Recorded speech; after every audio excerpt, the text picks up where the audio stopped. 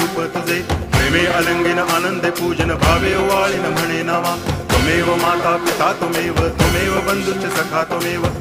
विद्या तरुणं त्वमेव सर्वं मम देव कायेन वाचा मनसेन्द्रियैर्वा बुद्ध्यात्मना वा प्रकृति स्वभावात् करोमि यद्यत् सकलं परस्मै नारायणायति समर्पयामि अच्युतं केशवं रामनारायणं कृष्णदामोदरं वासुदेवं हरि श्रीधरं माधवं गोपिकावल्लभं जानकीनायकं रामचन्द्रं भजे हरे राम